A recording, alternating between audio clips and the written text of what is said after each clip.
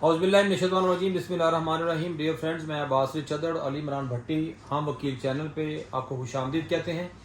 हमें ज्वाइन किए हैं हाफ़िज़ अल्लाह यार सिपरा साहब ने। ये अल्हम्दुलिल्लाह Lahore high court bar association के 2018-2019 में फ़िनांस सेक्रेटरी के ओहदे के ऊपर अपनी खिदमात सर अंजाम दे चुके हैं। हाफ़िज़ साहब, आप अपना मुख्तसर तारफ़ ज़रा करवा दें ताकि उसके बाद फिर हम प्रोग्राम की तरफ जा सकें। बहुत शुक्रिया जी। अब्बास चदर साहब, हाफिज़ अल्लाह यार सिपरा एडवोकेट सुप्रीम कोर्ट जी। मैंने 2005 से इस प्रोफेशन को ज्वाइन किया है और क्रिमिनल साइड पे मैं जो है शुरू से प्रैक्टिस कर रहा हूँ और आज तक उसी साइड पे प्रैक्टिस कर रहा हूँ। ओके हाफ़िज़ साहब, ज़रा अब ज़रा हम चूँकि बार पॉलिटिक्स से हम बात को स्टार्ट करेंगे और प्रोफेशनलिज्म की तरफ इसके बाद फिर लास्टली हम उसमें भी बात करेंगे।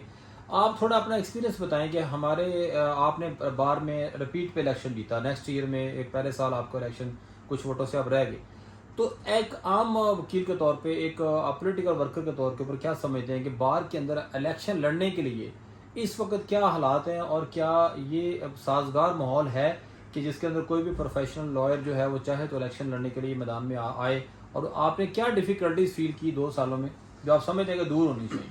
जी, ये बड़ा ही अहम क्वेश्चन है। उसकी रीज़न ये है कि मैंने बिल्कुल पहले साल इलेक्शन लूज़ किया था और दूसरे साल में इलेक्शन जो है वो जीता था।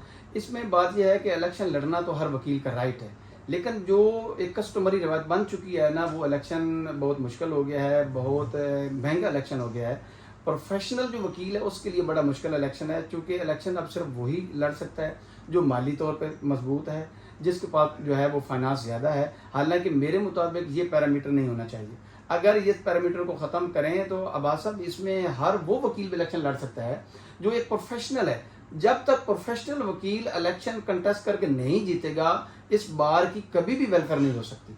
तो मेरा ख्याल में ये जो एक्स्ट्रा चीज़ें उनको ख़त्म होना चाहिए। एक्स्ट्रा चीज़ें कुछ आप एग्जांपल ज़रा उसको स्पेसिफाई भी करें। उसमें बहुत ज़्यादा है। उसमें जी ये है कि हमें बिल पे करने पड़ जाते हैं, हमें मुख्तलिफ होटलों पे खाना देना पड़ जाता है, हमें मेंबरशिप्स करवानी पड़ जाती है, हमें उन दोस्तों के उन वकला के, बल्कि हमें वो भी मसाइल फेस करने पड़े हैं जो कि बार के अंदर वकील नहीं भी थे, तो उनके भी अखराजात हमें जो है वो अफोर्ड करने पड़े। हालांकि बाद में पता चला कि वो वकील है ही नहीं।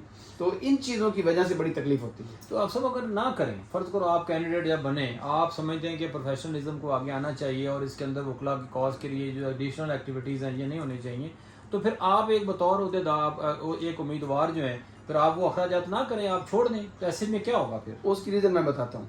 अगर इसके ऊपर हमारा इंस्टीट्यूशन जो पंजाब बार काउंसिल है, अगर अपडेट लिस्टें देती रहे, जो लिस्टें बिल्कुल एग्जैक्ट लिस्टें वो हमारे हाथ में हो, हमें पता हो, क्योंकि इन्होंने एग्जैक्ट लिस्टें तो उस वक्त जारी करते हैं जब बिल्कुल इलेक्शन करीब होता है। अगर ये लिस्टें बिफोर टाइम इशू हो जाएं, हम उस लिस्ट पे वर्क करेंगे तो अब हमें पता चलेगा।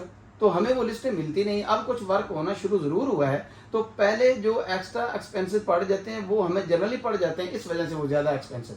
अच्छा, मेरा एक सवाल है आपसे अल्लाह यार सिपरा साहब।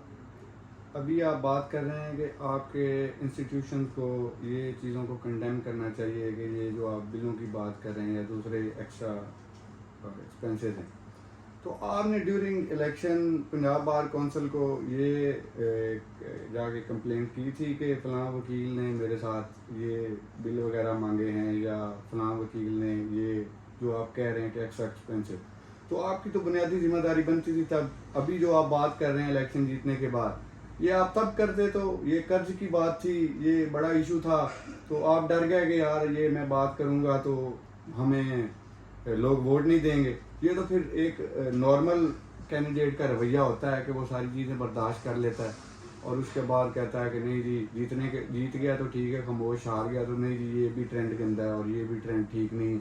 तो इसको अमली तौर पे आपने क्या काम किया इसको कंडेम करने के लिए? भट्टी साहब, असल में ये बात आपने बहुत अच्छी की। रीज़न ये थी, उस वक्त मेरा फर्स्ट ईयर था, मुझे एक्सपीरियंस नहीं था, लेकिन दूसरे साल में मैंने जाके पंजाब बार काउंसिल में भी इस चीज़ को पॉइंट आउट किया था। बल्कि उस वक्त जो हमारे इलेक्शन बोर्ड के चेयरमैन बने थे ना, उन्होंने उस वक्त मेरी ही रिक्वेस्ट पे फाइन भी किए थे उन दोस्तों को जिन्होंने मुख्तलिफ महंगे होटलों में खाने दिए थे।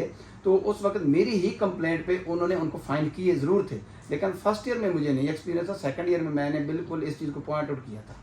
अच्छा, आप सब ज़रा ये भी थोड़ा इस पर भी रोशनी डाल दें कि जो इलेक्शन बोर्ड है हमारा, जो हाई कोर्ट में और बाकी जो बार एसोसिएशन में बनते हैं इलेक्शन बोर्ड, वो चाहे हाई कोर्ट लेवल पे हो, चाहे डिस्ट्रिक्ट लेवल पे हो, चाहे जो हमारी तहसील लेवल पे है। आप समझते नहीं है कि जो जो इलेक्शन बोर्ड है इसको मुस्तकिल बुनियादों पे ही होना चाहिए, बजाय इसके कि लास्ट डेज के अंदर इलेक्शन बोर्ड बने और कुछ दिनों की बोनियाँ लगें। तो बतौर वकील हम भी चूँकि इस सिस्टम का हिस्सा हैं, तो एक साल पूरा एक कैंडिडेट जो है वो एक्टिविटीज़ कर रहा होता है, अखराजात मुकम्मल कर चुका होता है, बिल्कुल लास्ट मोमेंट में इलेक्शन बोर्ड आता है और मुख्तलिफ किस्म की पाबंदियाँ लगती है। इसके ऊपर आपकी क्या राय है, क्या होना चाहिए? मैं बताता हूँ जी, असल में रीज़न ये है कि ये अमेंडमेंट होनी चाहिए। ये पंजाब बार काउंसिल का जो एक्ट है उसके अंदर ये है कि लास्ट मोमेंट में जाके बनता है। मैंने ये चीज़ ज़रूर पॉइंट आउट की थी कि अगर चेयरमैन या इलेक्शन बोर्ड इनिशियल स्टेज में बन जाए तो पूरे साल को वो सुपरवाइज करे। जब वो करते नहीं है, इसी वजह से वो एक्सपेंसेस कंटिन्यू रहते हैं। तो पहले होना चाहिए, तो आप समझ लेंगे मुस्तकिल में नजर होना चाहिए। ये बहुत अच्छी बात है। बेसिकली ये हमारी बार का जो इलेक्शन के हवाले से ये मेजर इशू है, इस पे हमें बिल्कुल तवज्जो देने की ज़रूरत है। एक मुस्तकिल इलेक्शन कमीशन आने की वजह से ये फ़ायदा होगा कि ये जो पार्शल बायस्ड सिस्टम हो जाता है, ग्रुप वाइज बिल्कुल नहीं होने चाहिए। लोग